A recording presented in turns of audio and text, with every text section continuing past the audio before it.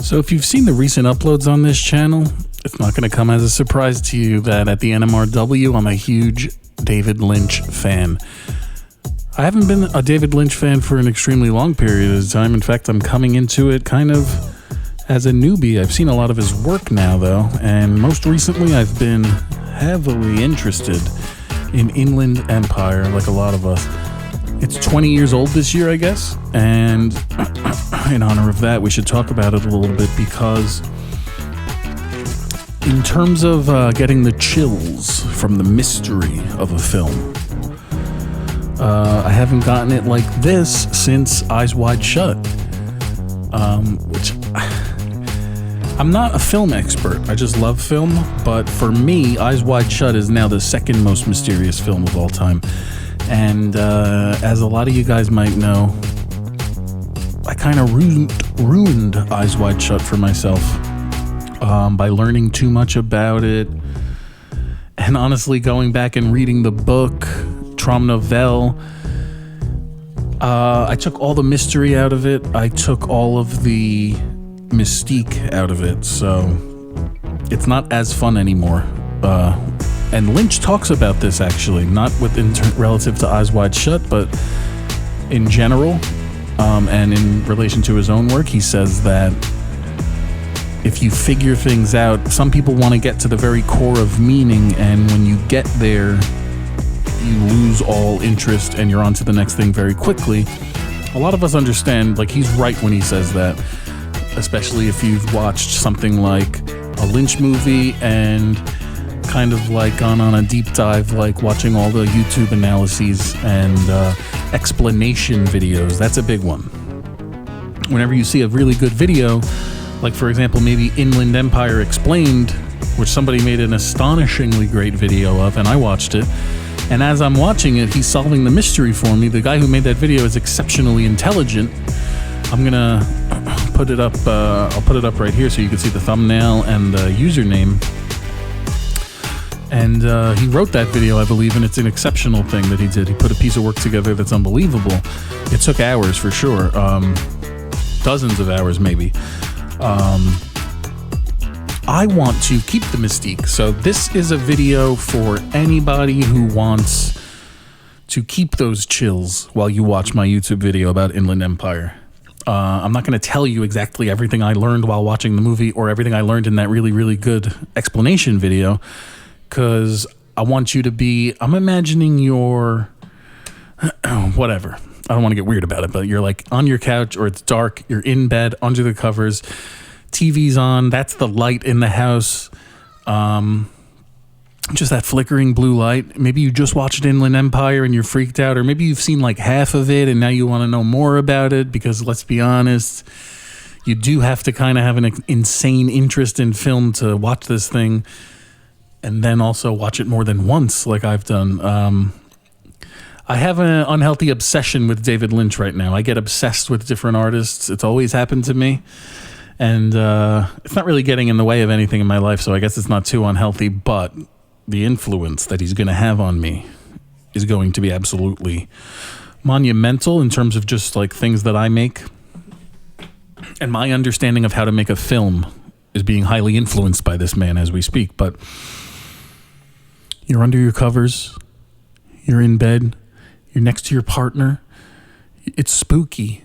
What the frick is Inland Empire all about? It's scary. People call it horror. It's certainly not, but I don't know if Lynch calls it horror. I don't think he does. Like Eraserhead, that's supposed to be like, I think it's misnamed as horror a lot of the time.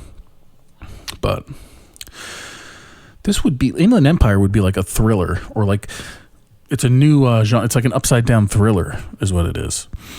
So this is for if you want to keep that mystique and just go over things. I want to remind you about every chilling little detail in Inland Empire right now. We're about 4.5 minutes into this bad boy. I'm enjoying myself. I might just keep it going. I took notes while I watched the movie. And I'm going to see, I'll see how this video does, but I took notes during every scene and during every interaction in the movie. So We have 60 individually written notes, a little bit more because I stopped numbering them at the end. So maybe like 68 or 70 notes. You know, the movie opens up and we see Inland Empire, those words being, I don't know if they're being lit or if they're being projected onto something, but it gives you the idea that, you see, for most film openings, when you see the title of the movie at the beginning,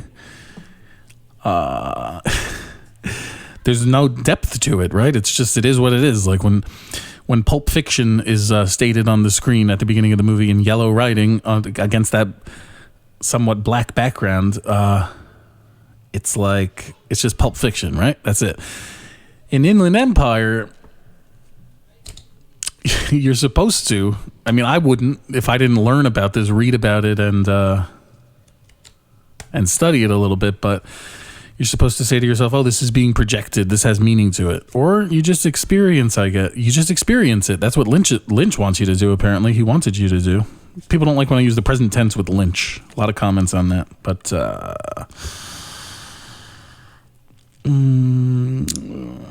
I guess it makes sense anyway. We start with that hooker scene. I call it a hooker scene, for lack of a better term. Nobody ever said I was the smartest guy in the world, right? Let's call them hookers. Now, who's the guy? I think it's either Smithy or the Phantom. The Phantom is the mustache guy, who we'll get back to in a second. But then we have the girl there. She's called the Lost Girl, I suppose. She's watching this rabbit show. Now, the rabbit show, obviously, if you're watching this, the rabbits scared you, right? The rabbits are like the most gimmicky Lynchian tool in the movie, and I mean that in a good way. It's really awesome. Nobody else does stuff like this. So,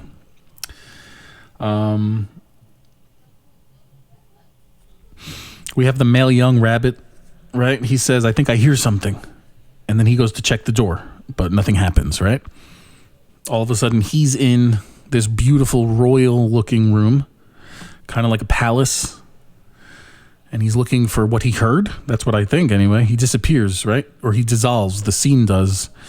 And what fades in are two men in suits talking in the royal room. One man looks for an opening. That's what he says. And the other man, he understands. And they're not speaking English. I'm thinking it's Polish. I guess it's Polish. So now we see, the Lost Girl. She's watching that whole thing. She's watching those two guys talk. Maybe she's watching the movie unfold. And then I get this idea, like, are the rabbits sinister? And it's not that they're so sinister, but and again, there's no spoilers in this video. This is to amplify the Lynchian vibe. This is not to resolve anything for you. So are the rabbits sinister? And it's even better if you have no idea what's going on in the movie, because it's just so creepy, confusing, mysterious. But I love how concrete it is. Like, the movie exists, but it's like this real mystery that exists in the world that David Lynch, this director, made. And now 20 years later, we talk about it, and it's very, very interesting still. And you don't get that. You don't get that every year. You don't even get it every decade. So it means a lot to me. I like to study film. So she was watching that, right? So, is that Inland Empire? That's just a question. Again, I don't know. Somebody who knows already is like, oh my God, this Joe from the New Media Review Weekly, thinks he's so smart. Yeah, I don't know. That's why this video is going to be so... It's just going to reinforce those creep out factors. Is that Inland Empire? Is that a show? Because it certainly sounds like a show, right? It's a very large mansion. There's a butler. That's where we are now, a new setting. It kind of reminds me of the palace. So when I'm watching it for the first time, I don't know if it's I still actually don't know if it's the same. This mansion, I don't know if it's that royal palace setting that the two suited men and the rabbit were just in. Now, one thing I did read online that I still don't know if it's true, but it will give you the freaking chills, is that when there's the dissolve from Rabbit, whose name is apparently Jack Rabbit, in the royal room, and the lights are off, to the lights dimming up and the two suited men appearing, the man on the couch, I don't know, people are saying that that's the rabbit because of the dissolve, like, and the two figures overlapping. So that's Kubricky. That's very Kubrickian. But again, can the male rabbit materialize? I don't know, man. Because Freddie says, Freddie is the assistant director, I believe, or a producer on the movie that Nikki, who we're going to get to now, is making with Kingsley, the director. It's On High in Blue Tomorrows. That's the name of this thing that they're making. Freddie is the guy who you see after Nikki and Devin do their scene together. And at one point, they sit. Freddie comes in and he says he needs some help with his rent money. He doesn't even say that. He says, I got this landlord. And then Nikki gives him some money and Devin does too.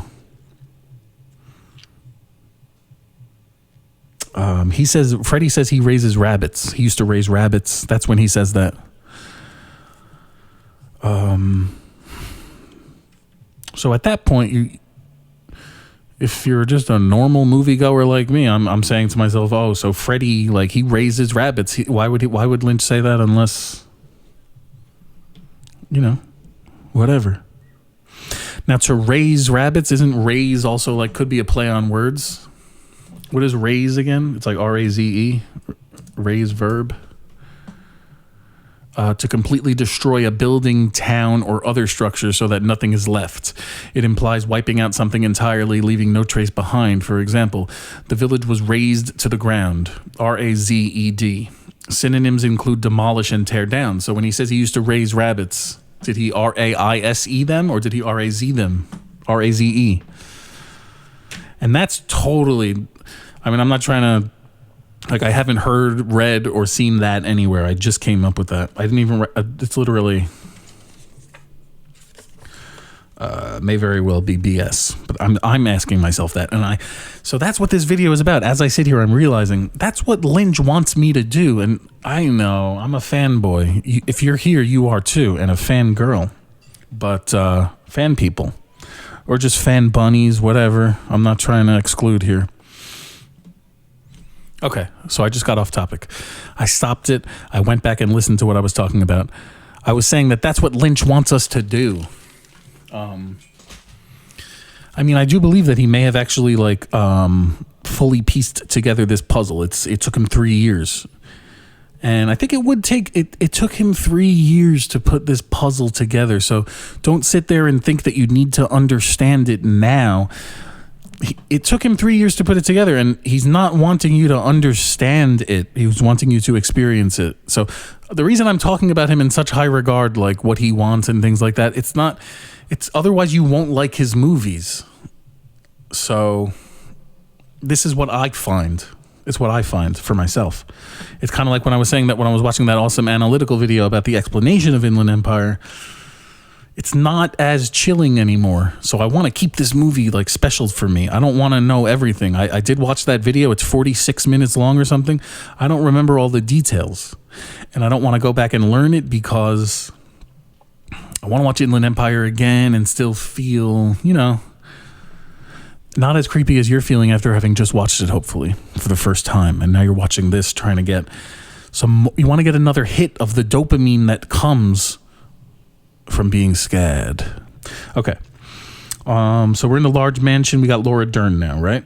That's Nikki. A woman comes to the door. This is the scene where Lynch's cinematography is on full display. I don't know what to say about it. People would say that it's very, very, very poor. That's That's what they say. Like a lot of people say, like, so it's very shaky. It's handheld. Forget about the camera. I mean, he could have done it on a Super 8 and it still would have been shaky. So you say to yourself, what? Like, he did a bad job? No. He chose to hold it, and he obviously drank so many lattes that he was shaking. Or it's shaking to keep you on the edge of your seat and to make the scene that much more uneasy. Which is at the NMRW, that's the explanation that we put on it. So this is the old woman. I think she's German, or she might be Polish, but I get an idea that she's German because of something she said. She says she lives just down the way in a small brick house. It's difficult to see from the road. Now, I wrote a note here. Is this the same house from before? What I was talking about was the mansion. Is this mansion the royal house, where the royal looking house where the rabbit and the two men in the suits were? I can't tell. But that's the palace. Okay? So in Hollywood, if you know a little bit about the themes in some of Lynch's stuff, like the palace could be a stand-in for fame and power in Hollywood. How does this woman know that Nikki has the part? She asks, your husband is involved? And then she says the little nursery rhyme, not a nursery rhyme, but a little folk tale. She calls it a tale. Makes me think of a rabbit tail. That's what I wrote. And then what she tells Laura Dern, or what she tells Nikki, is like that the girl went out looking for power, but she found pure evil or something like that. She says that's that story. It's a Polish folktale or something. Baltic? No, it's a Polish folktale. And that woman also then tells her that the palace is located behind the market in the alley. Okay. That old woman wants Nikki to know this, that the palace is located behind the market in the alley. So you've already watched the movie, so I can jump around a little bit on each note. I can jump from this note to a point in the movie, and then the next note, we might be jumping back from that point to that note, and then we might jump somewhere else from that next note. So that's what we're doing here. And if you're sticking with me right now, I love you. Because I can't, not every video, I can't design every video. I can't try to design every video for clickability. It's come on now. You're with me, you're with me. Let's get through this together. Let's get to 10,000 subs. This is ridiculous. Okay. Palace is located behind the marketplace. Now, let's jump ahead. Behind the marketplace, after Nikki / Sue and Devin / Billy have sex in the blue room, where they're seen doing so by Nikki's husband, who not supposed to be wanting that to happen very much, but he doesn't do much about it. It's kind of like he's just witnessing it to make sure that it happens, or to see it happen, and then now that he knows it happened, it's like on to the next thing that needs to happen. Don't ask me.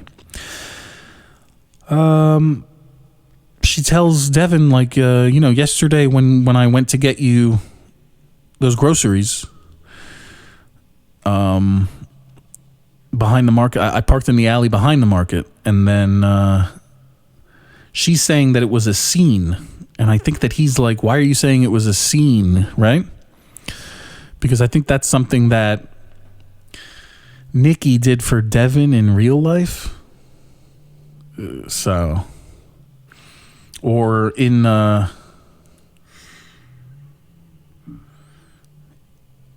something that she did for him in On High and Blue Tomorrows, and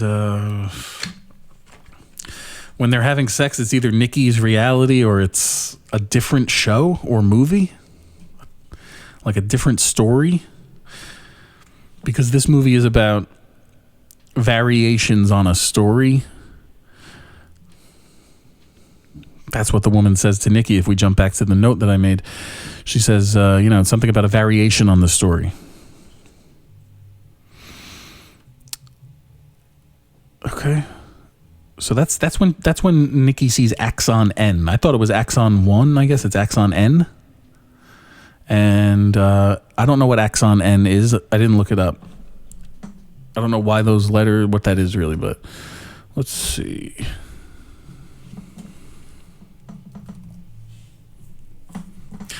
Well, that's when she sees that. She goes in.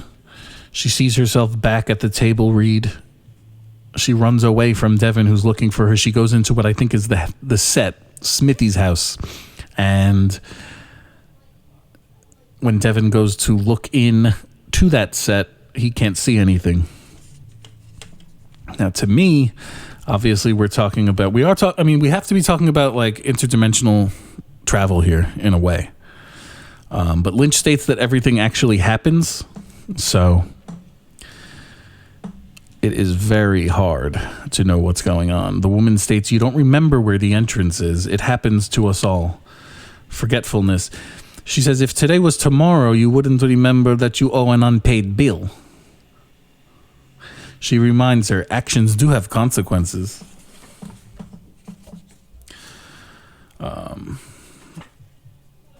Nikki gets the part. She's talking with her friends. She says, you think that's what he really meant? Takes the call. She seems horrified though, right? When she answers that call, when she gets that part.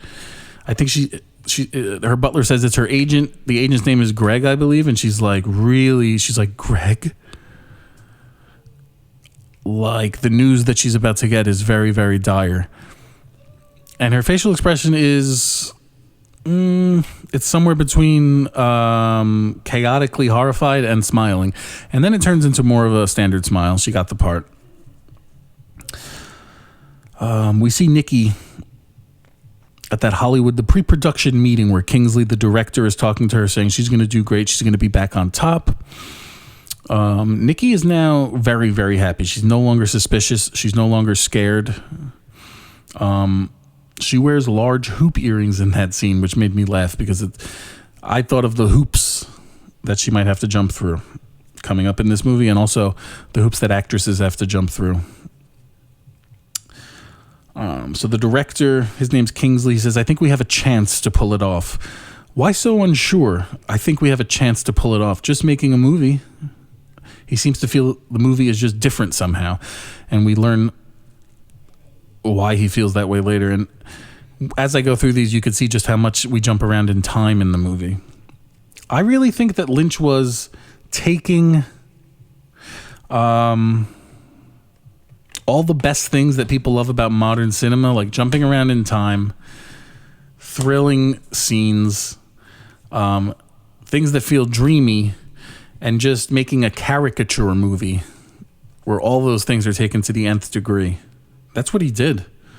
And it's absolutely sick. One of the best movies I've ever seen. My favorite movie right now. And I don't know, in some of these scenes, the way he got that camera to look so sharp and so good, obviously it's just well lit, and maybe it has something to do with the ISO. I don't know. You could keep it low, keep things sharp. Looks fantastic. So she's got those large hoop earrings. She's going to have to go through a lot. Then they do that late night Hollywood interview show where the host is like very much disrespecting Nikki, but respecting Devin. In other words, not really respecting him actually, but they give him like a pre-canned line that he gets to say to make him look good. And she kind of is just like, what a biting wit, I believe she says. Nikki gets embarrassed, but you could see that honor is kind of out the window for her somehow. Because it's kind of ridiculous. You're sitting there and you're married, and I guess the news was that Devin had just gotten divorced, and she's like, the host is like, how are you gonna, your husband must be nervous, to Nikki, and it's like, that's kind of like a caricature of what happens on these Hollywood shows, obviously. They might not be that blunt in reality.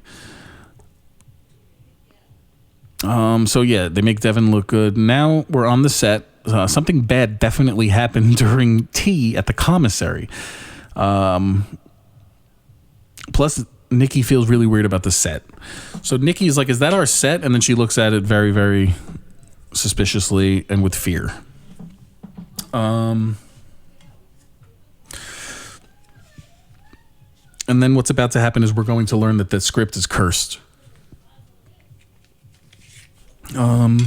Kingsley thinks it's cursed, I guess, or he just says that last time they were trying to make this, it had a different name. Don't worry, nobody's going to know it was a remake because nobody knows about this, but the two leads were killed when somebody tried to do this last time. So, and that's when you learn that you ask yourself, why does this movie need to be made? Okay, so if it's cursed, it doesn't seem that good when you're watching it, right? It's like nothing spectacular. And nobody's saying like it's some spectacular movie or anything. So the movie must need to exist. Why is Kingsley the one that needs to make it? What's his role in this? And if you're afraid that something bad's going to happen, why must it be made? So that's where I'm going to end part 1 here. I'm going to mark this note number 16.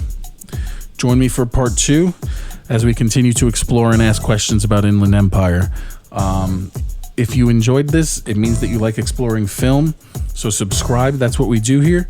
We definitely like to focus on film, writing, and sound design. Also, go listen to You Are Not David Lynch, our new NMRW original song that we posted. And I just want to say, my name's Joe. Thanks for tuning in. And go rewatch Inland Empire.